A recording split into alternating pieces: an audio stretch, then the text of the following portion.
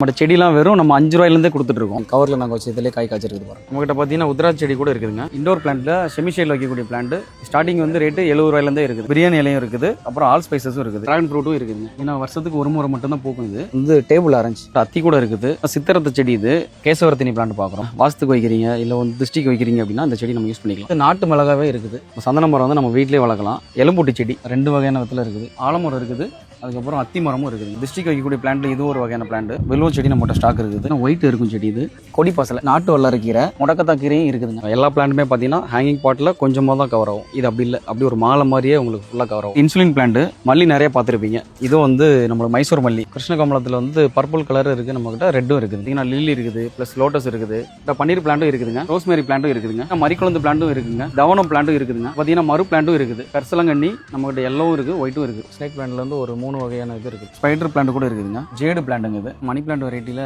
ஒரு 5-6 வகை இருக்குது. செம்பருத்தில் பார்த்தீங்கன்னா ஆரஞ்சு கலர் இருக்குது. இது போகனில் பிளான்ட்.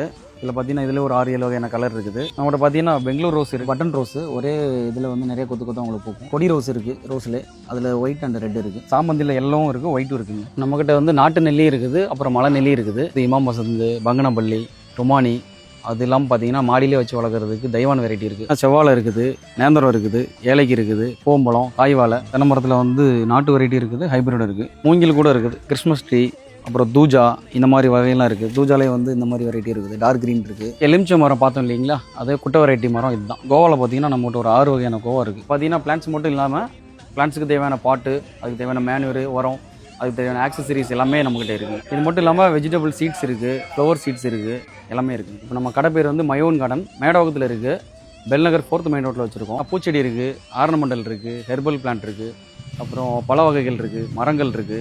இது இல்லாமல் காய்கறி நாற்று இருக்குது, தக்காளி, கத்திரி, மிளகாய், அது இல்லாமல் அதுக்கு தேவையான காய்கறி விதைகள் எல்லாமே இருக்குது நம்மக்கிட்ட.